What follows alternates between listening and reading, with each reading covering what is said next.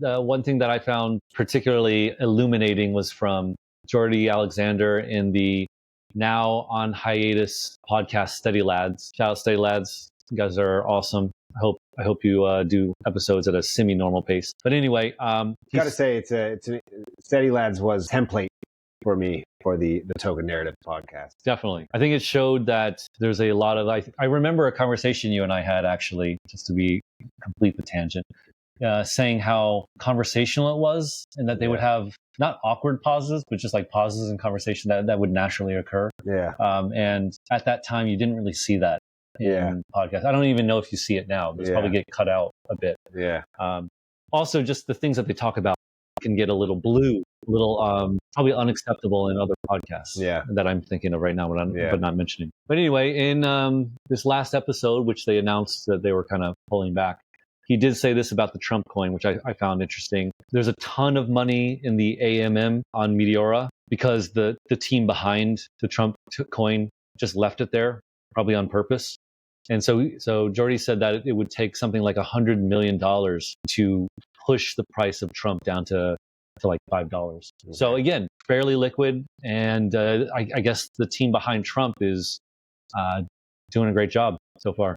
Yeah. And I think in general, the meme coin meta has refused to die. A lot of people were, probably us included, probably me included, proclaimed meme coins to be dead forever, but they are not dead. So like I came across this article here which has some data showing pump fund revenue generated, and we've seen a pretty decent run up since the lows of, call it, late February, and the levels we're at right now are similar to October. It's wild. So greater than all of the summer of last year. Who is buying and doing all of this still? That leads us, I think, to our next little discussion point here, which, a lot of people have been speculating that all of this meme coin trading activity is just some kind of money laundering or criminal syndicates. Cabals, figuring out ways to like generate hype and just like bring in the sheep and slaughter them. So a lot of slaughtering going on. Yeah, we had some evidence here. You brought this post. Yeah, this is a great post. It's very thorough and it's quite long. Interesting to read if you want. But the gist of it is they reviewed a bunch of data, and it looks like something maybe, at least in my mind, I was imagining something like the North Korean hackers.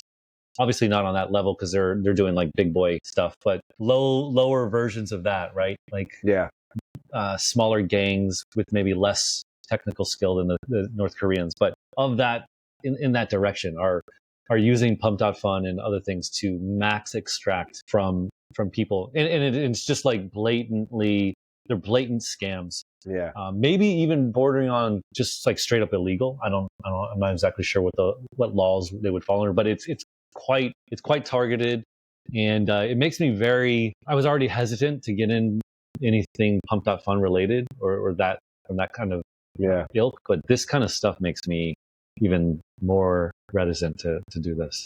Yeah, for sure.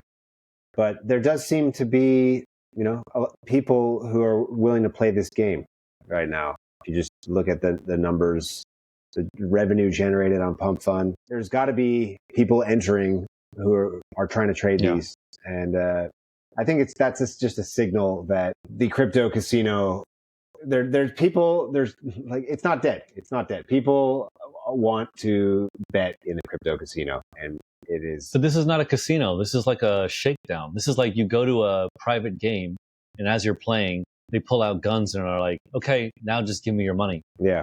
Or, the cards are fixed or whatever. Exactly. Right? And yet there's still a steady stream of people willing to play that game. Yeah, but then are they getting burned and then leaving? Yeah. That ain't good.